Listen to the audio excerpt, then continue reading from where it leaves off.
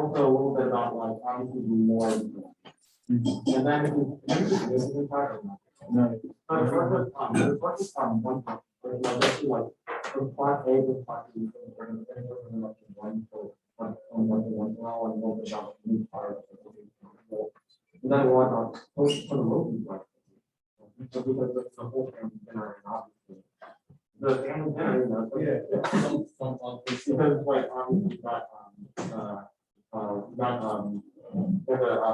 someone everyone the dolphins. And you dedicate really, yeah. Yeah, no, I remember. Yeah. And then remind me, and then let's do understandable. And there's also a person that industry that are simply adorable. But anyway, but like anyway, and then the third art is mindful of the and 50 other things that it's hard to both people follow. But the third art is just like it's just different. So it's like but no, you know, both parts, you know, I have to not. I guess depending on the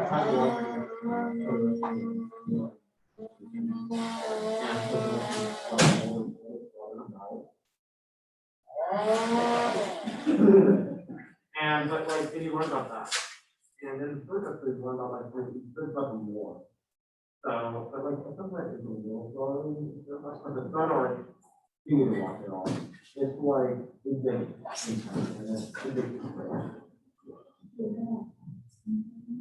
there's some stuff not too much. I think there's like some minor stuff like awesome. And you find out people for the zero, like one group for zero, and I've only been about those there, but not like that's very possible. I think that might be sort of like which one is the war? It's paranormal civilization. But whatever the new one, the new one is the war now. And I don't know if I'm just kind of saying it summarize.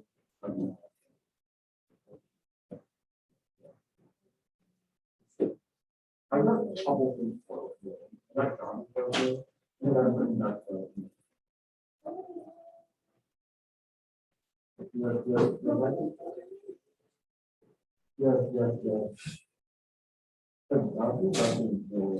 Bobby I think no, it's not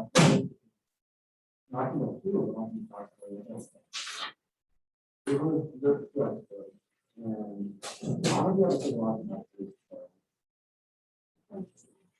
It was but they're like you know like why do you like that? Okay, I just want to take it. But I know that's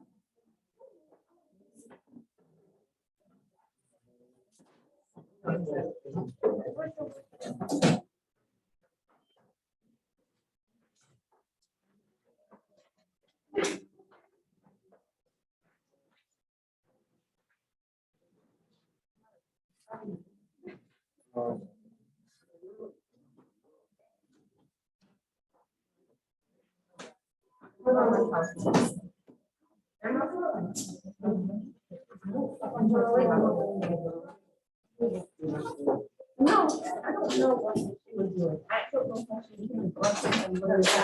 No, I don't have it. But, oh, but.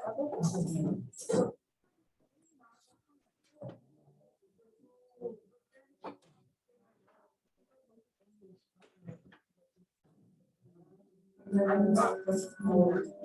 I'm just what.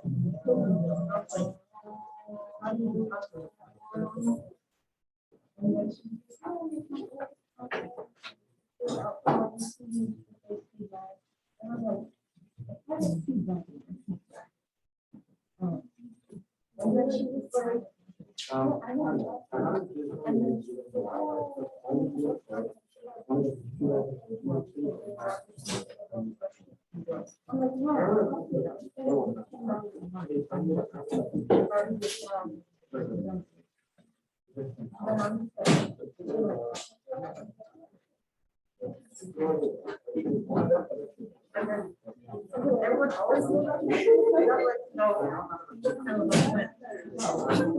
I'm like, your roommate. I don't know what.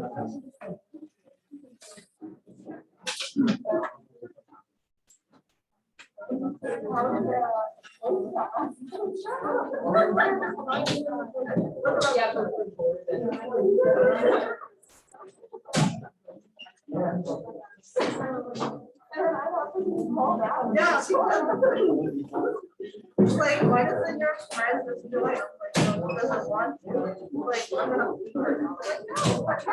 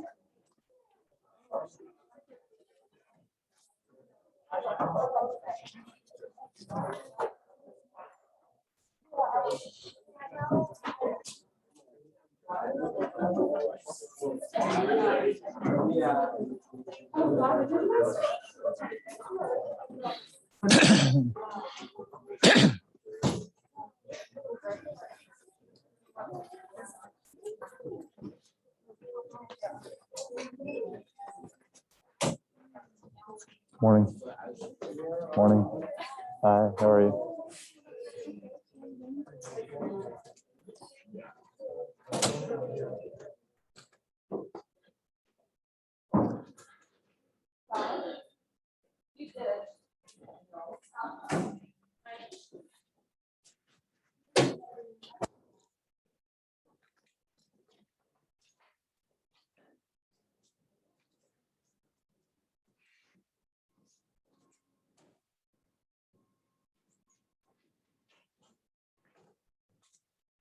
Of course. How was it? It was awesome. I really loved it. Yeah, it's been a great time. I always feel like I thought I wanted to do boat stuff and I felt really comfortable on a boat, but like yesterday was so confirmed. Like, Yeah. oh, I learned how to fillet a fish. Oh, you did? What'd you catch? Striper? Straight bass? Yeah, straight Yeah. bass. We thought we caught a sturgeon at the very end. Oh, that would have been Didn't, exciting. Which would have been so cool. Yeah. Love to see that. But Yeah. my favorite was the sculpin, which are, I didn't know they Oh, were yeah. that small. Some I didn't prickly know in my head sculpin? Yeah. They're always like big. Because Yeah. you see them on the beer can. Was it a Like, prickly sculpin or Yeah. a staghorn? prickly? Prickly. Yeah. Yeah, we get a lot of Super, those. super cool. Yeah, it's Yeah, awesome. they're tiny fish. Yeah, there's some larger sculpins, but mostly around California, not that long. But they're amazing A lot of fish. silver stripe. Silver sides. Silver sides. Mississippi silver And sides. Yeah. perches, which were another one of my favorites. I also like always. Tule love- perch? Yeah. Oh, cool. Oh, nice. So you got a good sample of the diversity of Yeah, fishes it out was, there. Like, it was awesome because it was like you were always learning something. There was like never Yeah. like a dull moment. And TJ is an amazing source of information, Yes, isn't he? and Really fun nice. too. Oh yeah, that's right. You went with two great people. Yeah, Yeah, what it fun. was Yeah. Great. And I'm I- glad you had a good time. Yeah, I really hope to do it again. Cool. Yeah, anytime. You sign up for the listserv and you'll get monthly notices.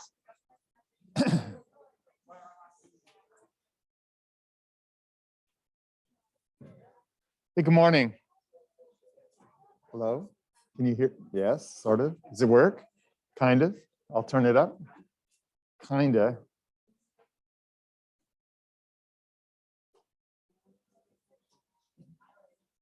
You can hear them outside for sure. Hey, so good morning.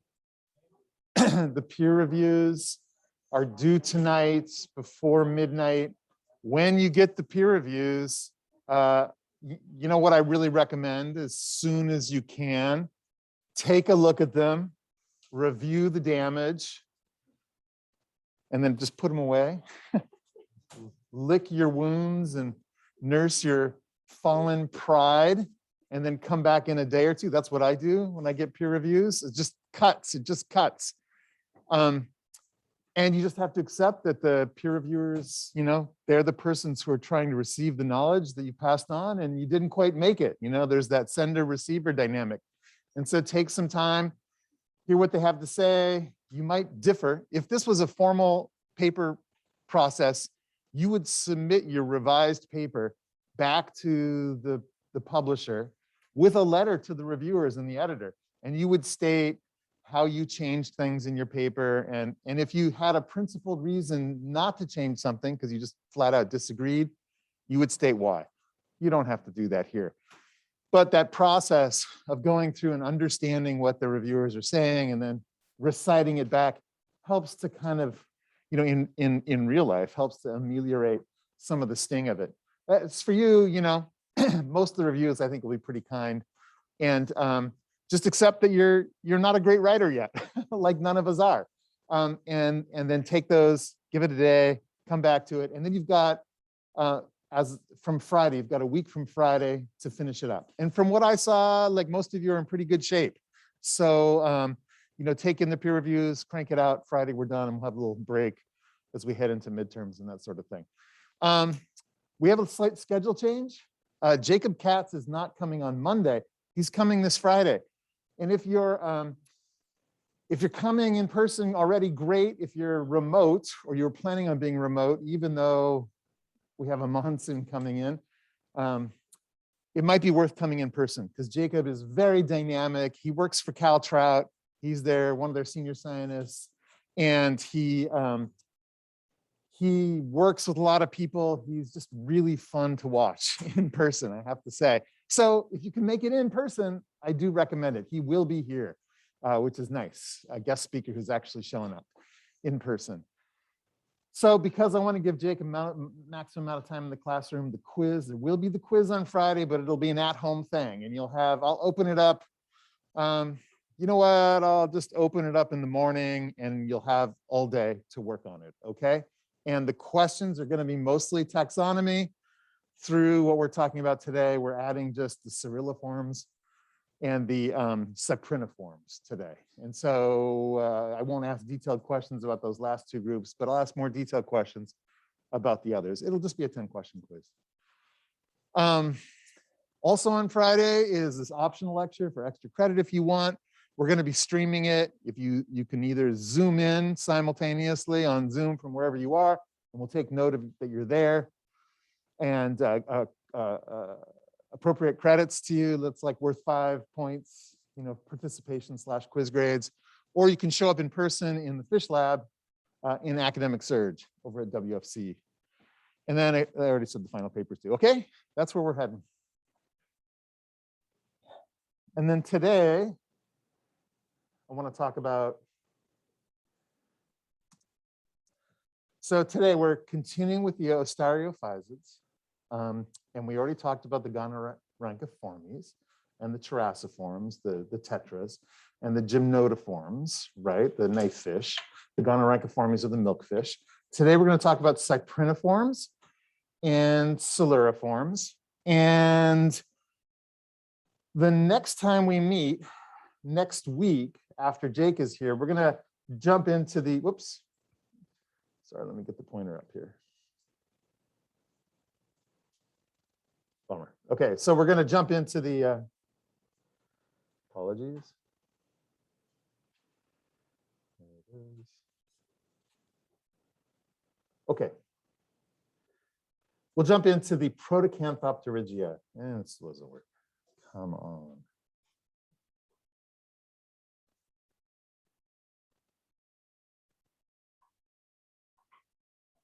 There we go. The Protocanthopterygians, and that includes mostly the salmon, which Jake will talk about, and the next day Osmeriforms, and I'm gonna the true Osmerids, and all.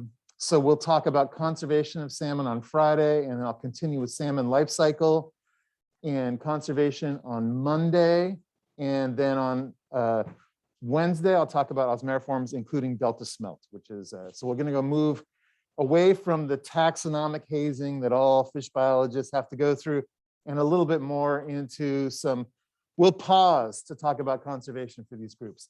And then after that, we'll jump kind of past the Stenopterygians, the Cyclosquamata, the Scopelomorphs, Lampreomorphs. Those are all deep sea fishes. And I'm going to talk about deep sea ecology later in the quarter. And I'll kind of lump those all in together.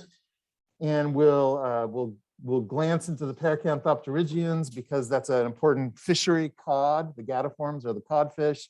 And then as we head into the Acanthopterygians, the spiny rayed fish, we'll talk about them in bulks as we discuss their ecology as well. So some of the kind of more complicated taxonomy we've already done, and we're moving forward from that more into ecology and conservation. Okay, lest you were despairing.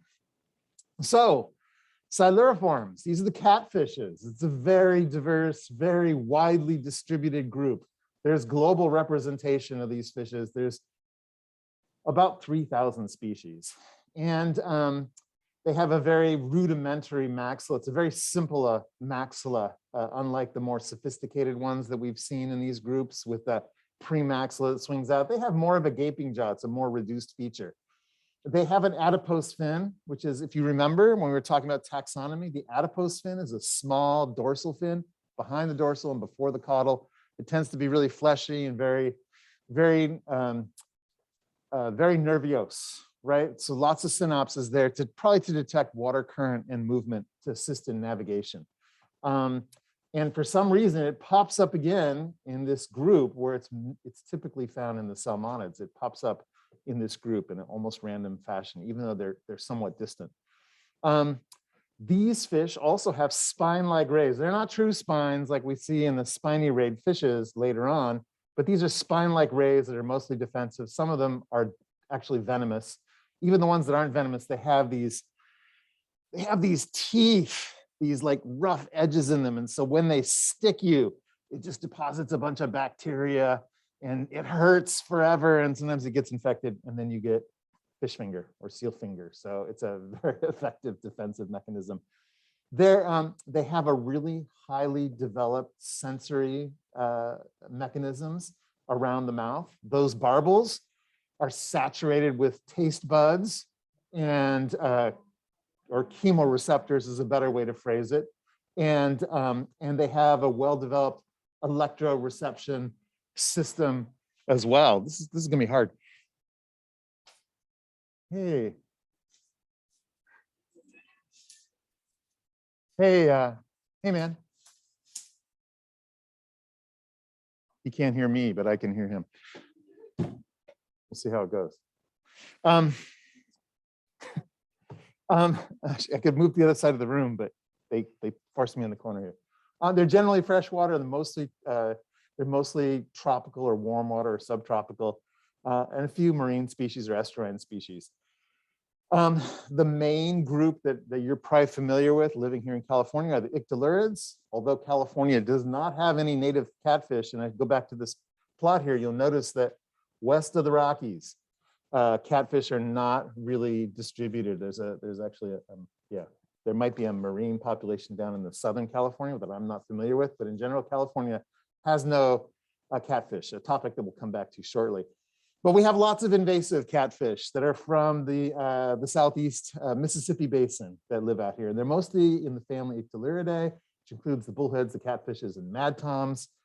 There's about 51 species. They're super important. They're like, a lot of people love catfishing, and a lot of people love eating catfish. They're really important economically in aquaculture, and it's actually a pretty decent fish to culture because they're omnivorous. And they produce a really nice, tasty flesh that even a lot of white people like.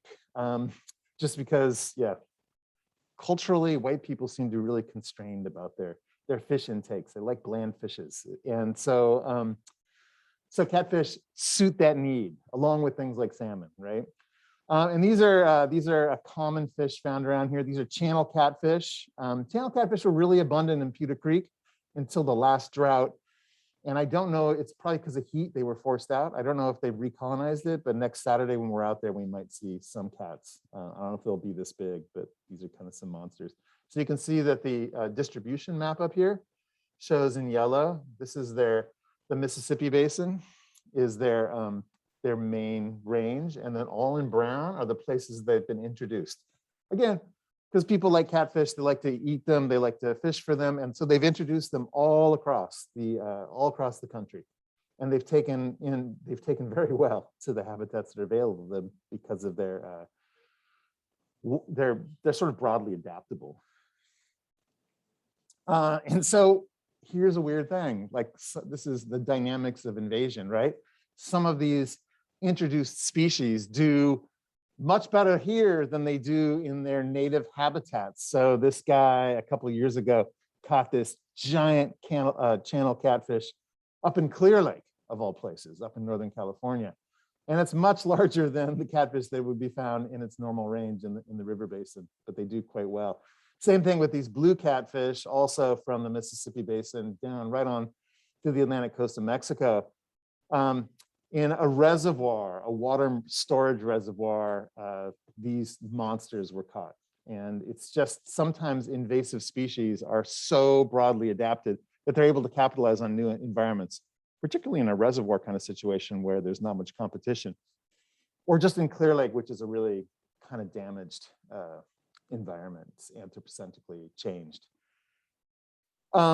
Also in this group are the mad toms, going from very, very large to very, very small. The mad toms live in small coastal rivers in general. They tend to be really sensitive to water quality, unlike some of the catfish and the bullheads like we just saw. Those big fish tend to they really thrive in low oxygen, kind of dirty water some of the time. So mad toms are very, very sensitive. They're very small. They live in the gravel and rocks in the bottom of the river, and they're very sensitive to environmental conditions.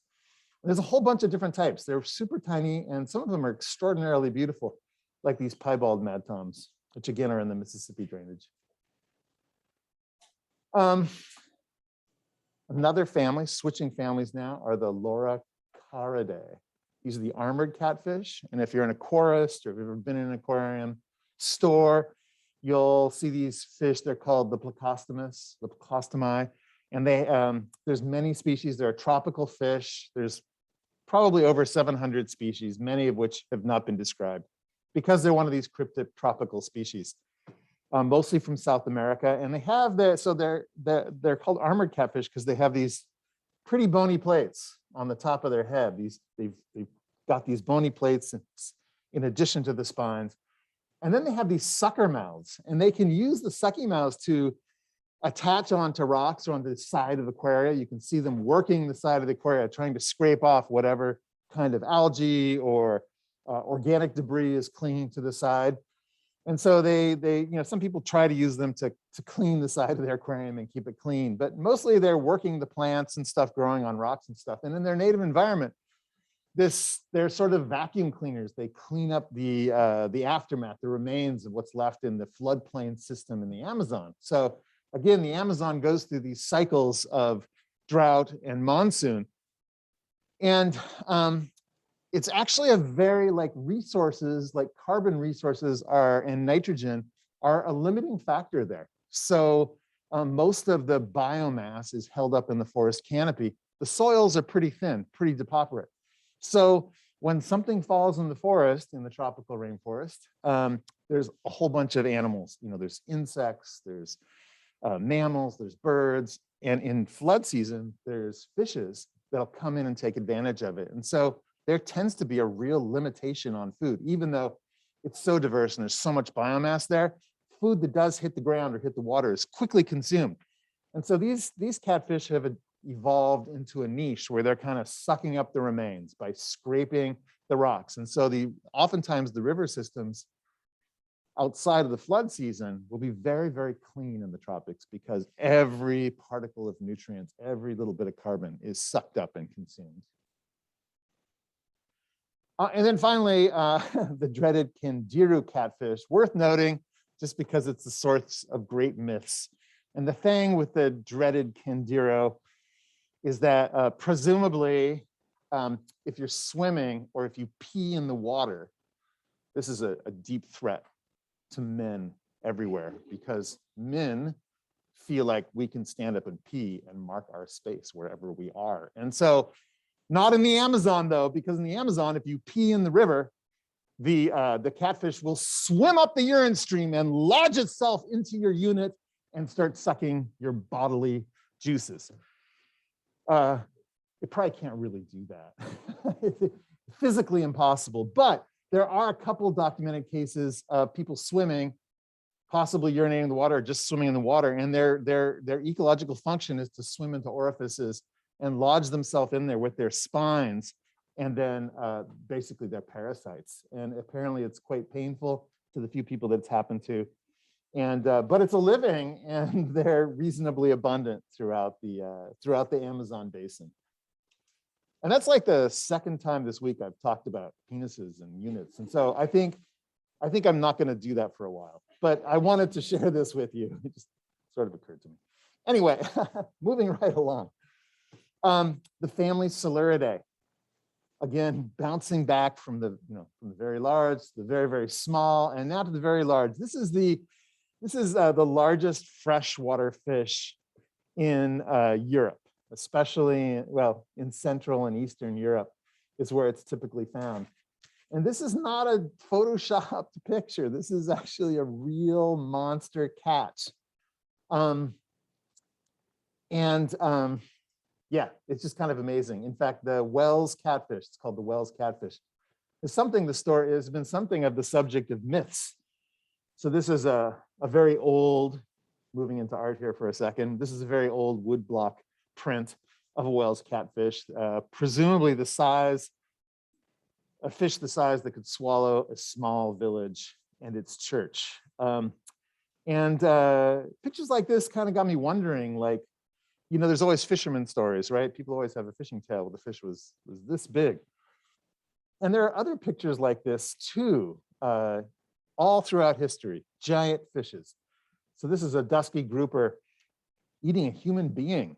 And then there's a picture of the scuba diver next to a dusky grouper, and there seems to be a real mismatch in terms of the size. Again, it could be a case of exaggeration, but we see in the artistic record, we see references to really extraordinarily large fishes.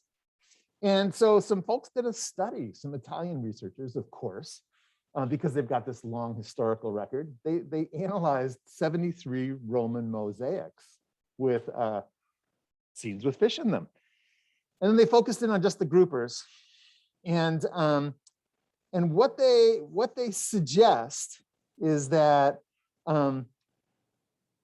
what they suggest, and the results have to be taken with a certain grain of salt, but they suggest that that the record that we have is very discontinuous with a more ancient record that's documented in art. And they suggest that there's this shifting baseline, that animals around us were much larger than is documented inside the historical record. And they took this out of the art, and some other people kind of got into the same game over shorter historical time periods, and they used photography. Now, these folks used photographs from Florida for sports fishers working down off of the Keys. And what they found is that photographs in the 1950s, they're giant groupers dominating the catch, and these animals were much larger than the humans that caught them. And by the 60s and 70s, those big fish weren't seen any longer. And by the 1980s, they weren't catching groupers at all, or rarely, that were photographed. And by the 2000s, it's a whole bunch of really small fishes that were going out to catch for sports fishing trips. And so this could be an example of a shifting baseline. And just to kind of give you a background on how this works, the idea is that, if we have a natural population, natural selection is going to act evenly on different members of the population, or it might even act more on smaller members of the population, producing either an even-sized distribution of adult individuals or even a larger if there's some kind of benefit to being big. But fishing pressure applies a lot of pressure on the largest individuals. And if that fishing pressure is continuous over maybe as short a time as years or decades, then you end up with a much smaller maximum population size, not just because you're taking all the big individuals, but rather because you're acting as a force of natural selection. And so the smaller individuals are the ones that are escaping capture. And if they're escaping capture, they become the new genetic stock for the next generation. It becomes adaptive to be smaller. And so there's some suggestion that not only are we, removing the big ones from the stock, but we're actually selecting for smaller individuals, smaller populations. And so there's an idea of managing this, which includes slot limits, where you can't take the biggest ones and you can't take the smallest ones because that's next year's population. You're taking intermediate sizes so that you promote genetic diversity. And also the big females tend to be the most reproductive individuals. They're producing more offsprings and are potentially of most benefit to the population. And expanding on this concept, Daniel Pauly up at University of British Columbia came up with this concept of fishing down the marine food web, where over the past 50, almost 70 years now, in the post-World War II era, where fossil fuels allowed us to be able to do this. When I was a kid in the 1960s and 70s, we talked about the ocean being an inexhaustible resource. And now we know that's not true, and that it was unimaginable how we could extract so much from the ocean. But that was at the same time that fossil fuels were really being developed on an individual level to allow small fishermen to get out and exploit the resources. And then larger commercial operations applied even more pressure. And so Pauly suggests that when we're fishing down the food web, we're extracting not only the largest individuals, but also the largest species.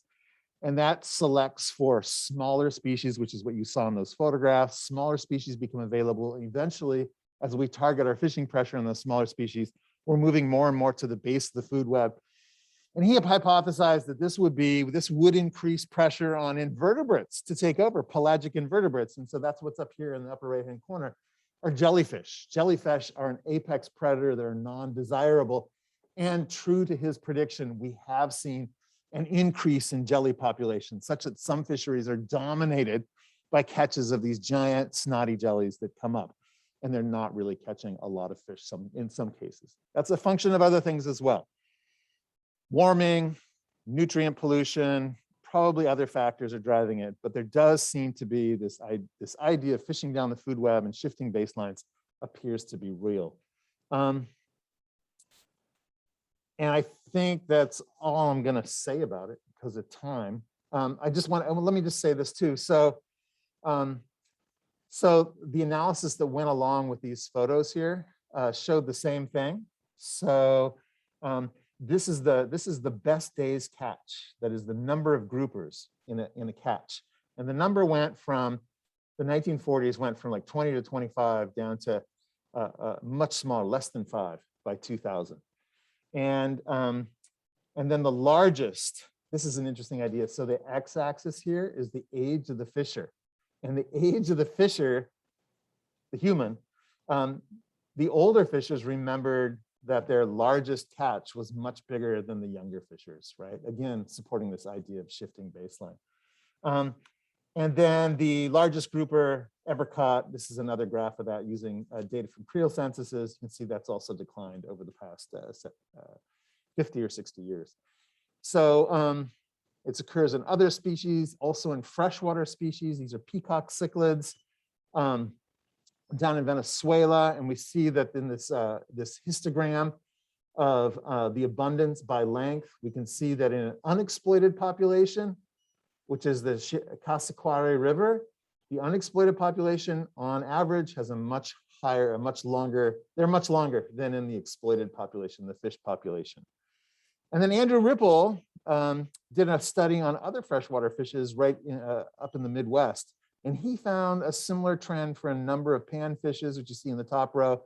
And then more variable results from on the bottom row there. And some of those variable results are probably due to fishing regulations that were put in place to manage and support those fisheries. And some of them are just a mystery, a lot of noise, but he saw the trend in freshwater fishes. So I just want to take you to take a minute. You know what? I did not set up a place for you to do the participation question. So my bad. What's our time like? Turn to your partner and talk over, turn to your partner, turn to a person nearby you, grab them and say, what are some other examples of shifting baselines? And then take a minute this afternoon to enter the participation question. Sorry about that.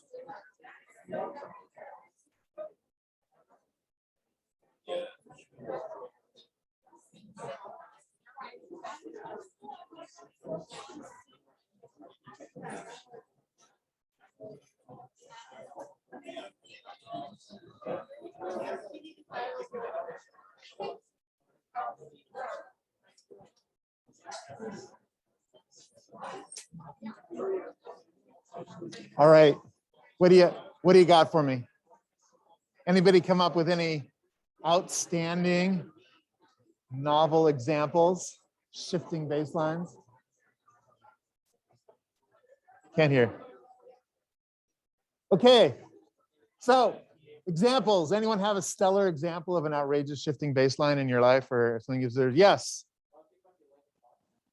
What about the Atlantic cod? Yeah, that's right. Yeah, there are very few Atlantic cod, and cod formed the basis of probably the most important European fishery which became an American fishery up to the 20th century. and probably fueled the colonization of the New World. And now they're not there. Whole cultures that rely on them are gone. Yes.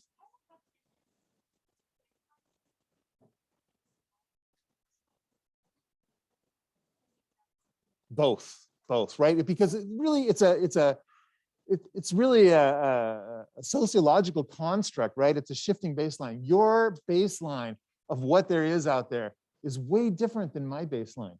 I grew up in California with a third less people.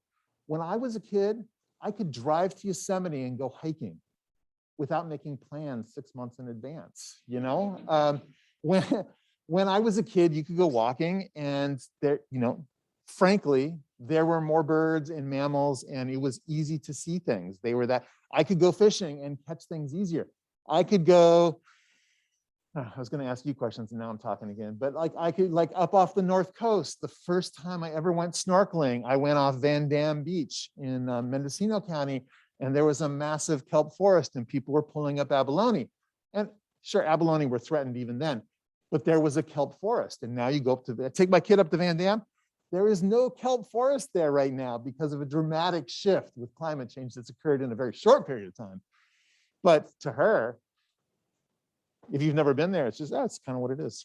When I moved to Davis, there was a whole bunch of like brutalist architecture all across campus. That's what that ugly style architecture is called, brutalist. And the math building, you know, is right next to Academic Surge. You know, the math building, you know, it's a nice building, whatever. To my advisor, Peter, that space where the math building was used to be the old hog barn. So there was a hog barn on central campus, right? It was an Aggie school. It doesn't feel as much, well, unless you're in a dorm over by the dairy, it doesn't feel as much like an Aggie. It's shifting, those are shifting baselines, you know, all kinds of things, cultural, biological, any other good examples that you all came up with? Yeah.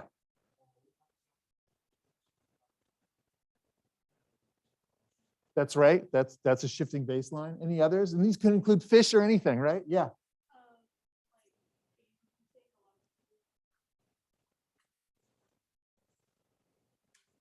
So the racks are decreasing over time? Yes, yes. Yeah, Mason? Yes.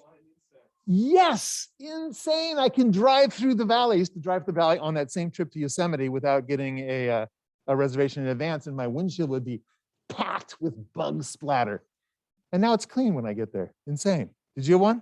Oh yeah, I was going to bring up logging, how like a lot of our old growth trees, especially on the East Coast, but also on the West Coast, like a lot of our centuries-old trees have been cut down, and so like our idea of what a healthy forest looks like is a lot denser and a lot. Yes.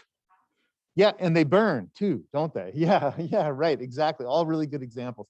So shifting baselines, your experience in this world is extremely different than mine, and it's massively different than, say, my parents or my grandparents. That's the shifting baseline phenomenon. And so I'll put up a participation thing. So just throw in something really quick for just to show that you were here and breathing and part of the discussion. Okay, I'll put it in as soon as we're done with class. Thanks. So I want to show you this. Yeah, it's another video, but it shows how catfish. So catfish are brooders. They have really interesting behaviors, and they're like cavity brooders. So they'll either make nests they'll dig a hole in a mud bank, or they'll find like a box and they'll spawn in there and protect their larvae. And I just want to show you this because, well, that's not at all what I want to show you. Here's an example of a.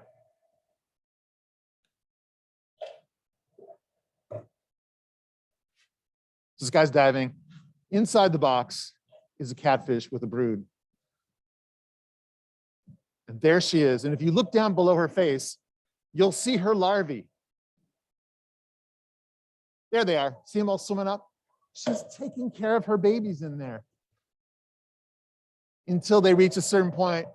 She probably protects them during the yolk sac phase. And when they absorb that yolk, they go out and they start foraging for themselves. And that's when they naturally disperse. And then I guess she considers her job done at that point. But, you know, this is like it's a kind of amazing behavior that one doesn't always expect in fishes. Oh no, oh no. Stop it. Sorry.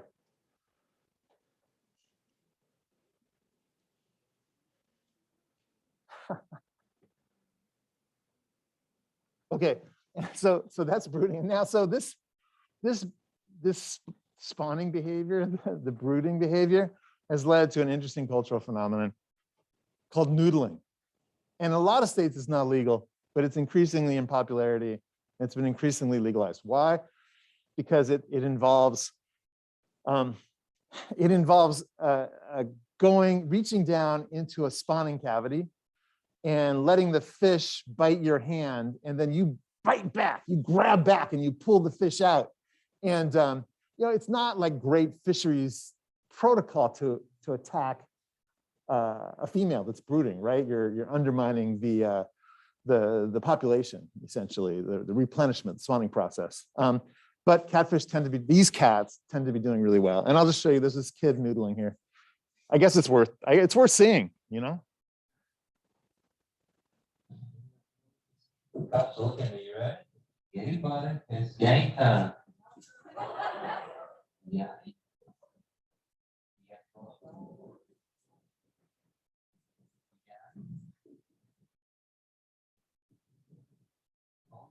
Watch his face. Yeah, the cat's biting his hand. So he's got the cat and the cat's got him. So there you go. It's a rite of passage for some folks. Yeah. I've never done it. Could be you.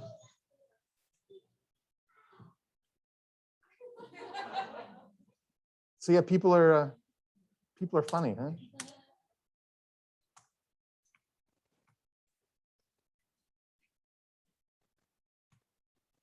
Okay, so that's it for catfish. Let me talk about, I got 15 minutes to talk about cypriniforms.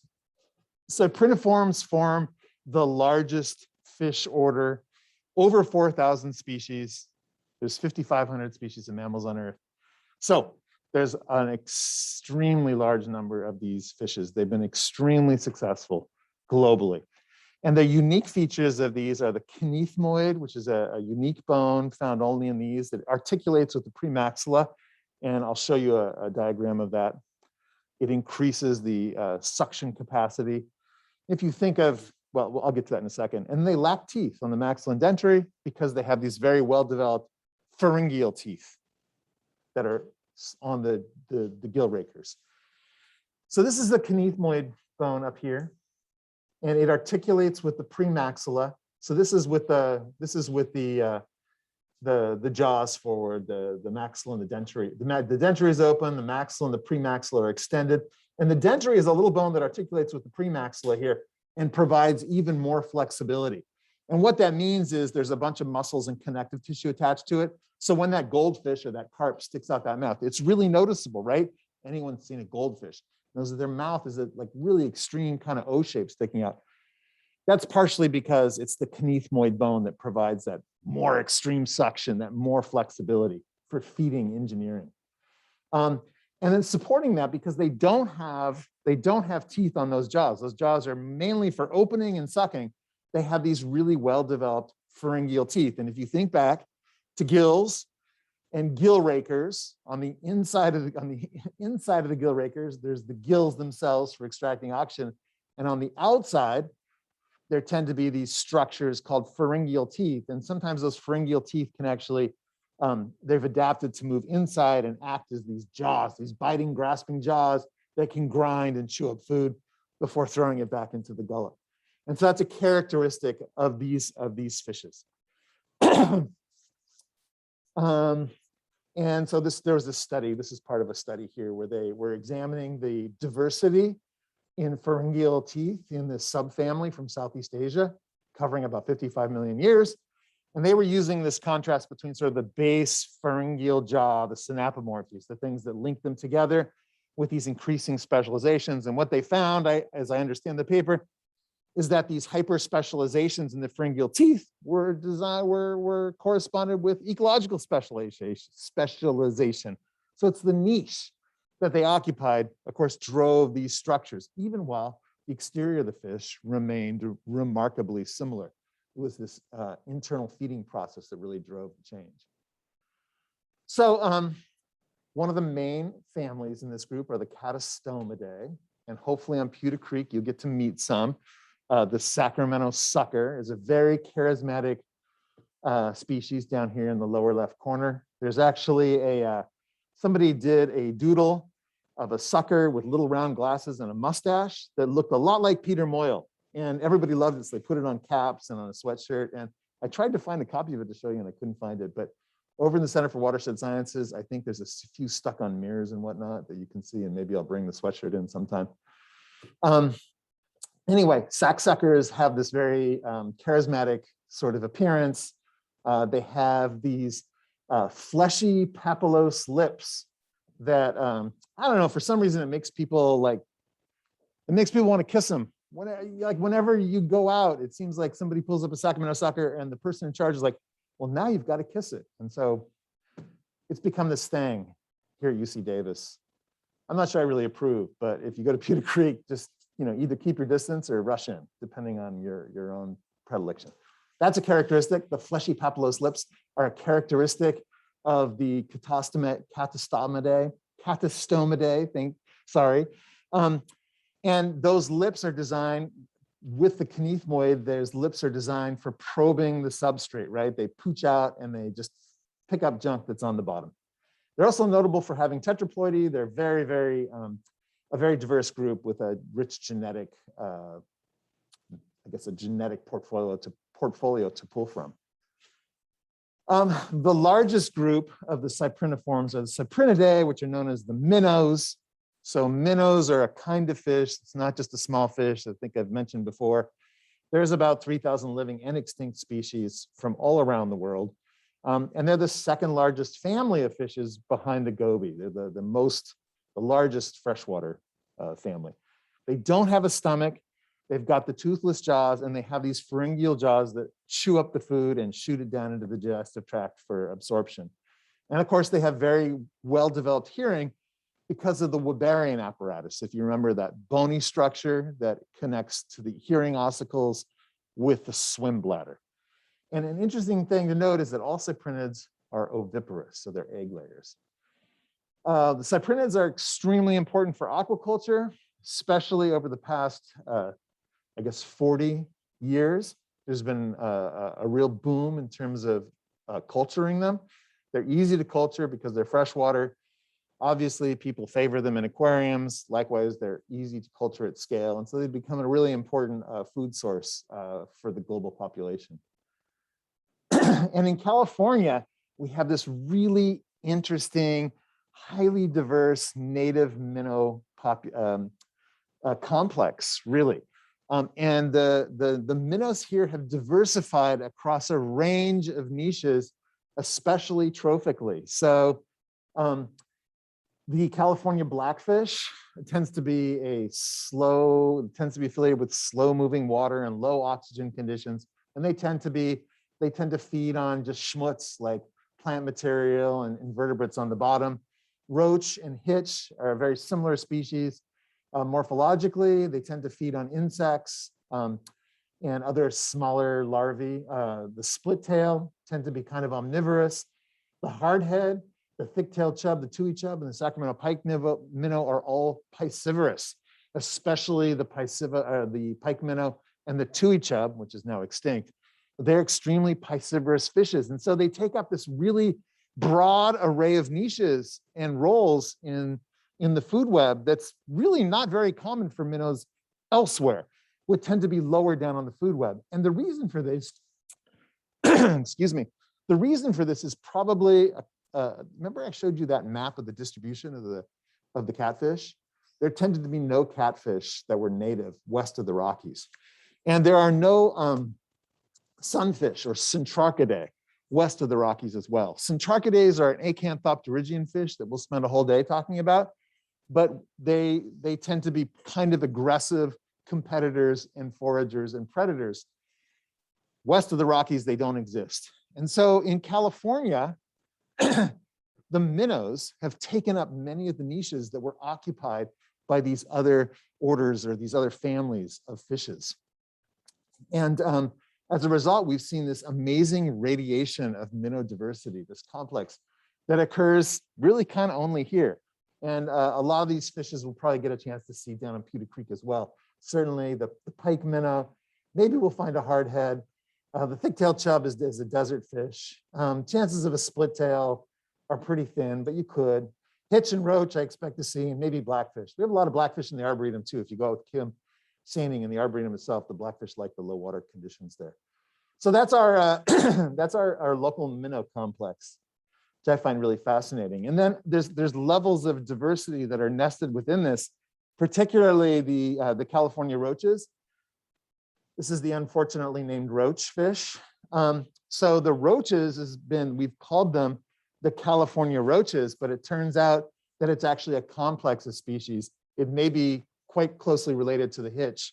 And Peter Moyle has been working on figuring out whether this complex are subspecies or species. And he's been doing a bunch of genomics work with Baumsteiger here you can see listed on the paper, and with Mike Miller over in animal science, looking at the genetics. And the genomics state that there's all these not populations, but actually species. So even though they look identical, the Red Hills roach, the Kauai roach, California roach might be sort of a hybrid of these various species, the Clear Lake roach, the northern coastal roach, Gualala, southern coastal roach, they're all different species. They look exactly alike. So it's an example of cryptic diversity, but the genetics say that they're actually very distinct species.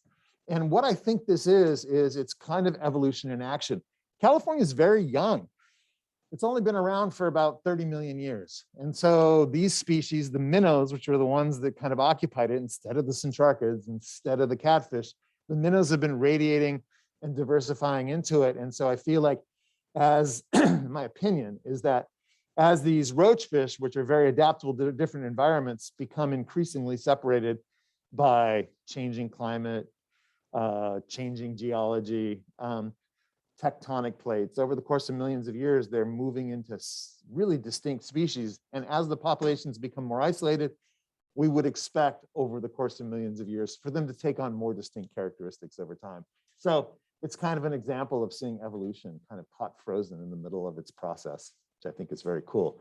So this is a little more information of the California roach. It's a really kind of like easy to miss species, except that you find them everywhere in California streams, especially in ephemeral streams, which run in the winter when it rains and then go underground in the summer, leaving only pools of water behind. And the roaches are able to live in these streams by surviving in these isolated pools. They'll over summer in the pools, and when the water runs again, they'll surge back and take over the stream. And they manage to survive through droughts. It's kind of an extraordinary species for being so sort of innocuous in many ways. And then one of the key characteristics of a roach, if you see it in a stream, you'll if you're walking up like Zimzam Creek over in the north of Lake Berryessa, it's a great place to go hiking. There's a bunch of roach in the back streams there. They have these big eyes. That's the characteristic to look for. Hitch, very closely related. Lavinia, similar morphology, but they have a really elongated caudal peduncle, which is that place between the tail and the body. It's a characteristic of those fish. This is Nicole Aha. She's a WFC graduate. She's also a grad student from ecology. She's got a nice hitch. I put that in here to show you that they have a really wide range. We find them down into the Delta and well up into the streams all across the states. This is the Sacramento pike minnow, which I talked about earlier. This is the top level predator in California rivers. They have this really large mouth and these knife-like pharyngeal teeth back on the gill rakers. And they're closely related to the Colorado pike minnow, which has been extirpated from California, but it's found in other parts of the Colorado River, which is even larger than this fish. And there's a picture of Peter with one of these. And I hope that we get some of these at Peter Creek. A split tail is another lovely fish. And actually, I think I'll take the last few minutes to talk about them because I got about 2 minutes. So give me 2 minutes to tell you about split tail. So this is another example of a really unique adaptation. They're a semi-anadromous fish. They tend to, this is the San Francisco Bay. Here's the Delta. And we're like right about here. That's us right there, that little dot. And then this is Sassoon Marsh and Sassoon Bay, where hopefully some of you will get a chance to go out with TJ and do some sampling out there. We do our work on Sassoon Marsh out there.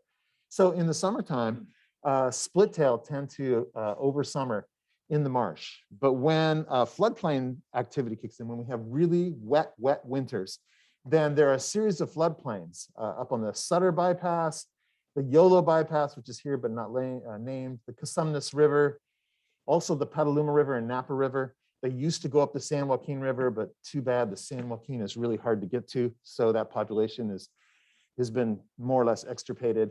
But in the summer, these populations are panmictic. And then when it rains and the floodplains activate, they all go up onto the floodplain. They swim out onto this very shallow water. They deposit their eggs on woody material or the stems of rice or tules. And then they get back off the floodplain. They're anatomous fish, but they're not semoparous. They continue to live for several years. And the cool thing about these fish is that they're adapted for drought. They don't have to spawn every year. So they'll go 4 or 5 years without spawning, and then a big winter comes and boom, they're out there and we'll see young of the year the next year. And we've documented this in our work in Sassoon Marsh. That's a paper that we actually need to write up.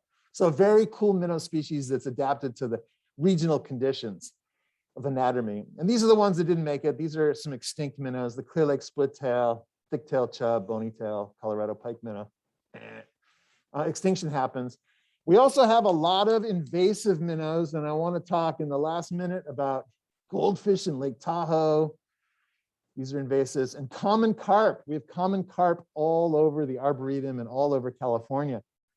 And we think they're ecosystem engineers. They bioturbate the water and they kick up nutrients and phosphorus. This is an exclosure experiment that was done up in a lake in the Midwest. And when they excluded the carp, the water cleared up because those nutrients weren't always being churned up into the water.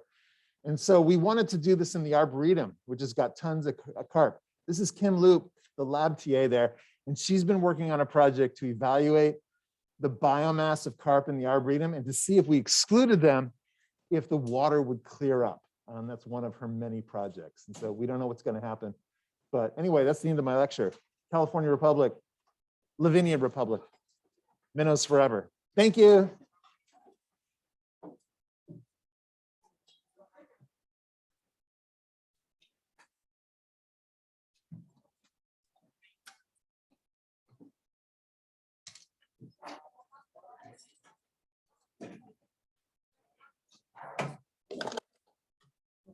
Hi. So I didn't see that the Cyprinids don't have stomach.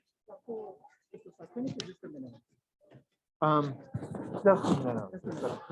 The Cyprinidae. Yeah. The others have, they tend not to have very elaborate stomachs, But yeah, in the Cyprinidae, the minnows is really notable. They just have this gullet. Sure.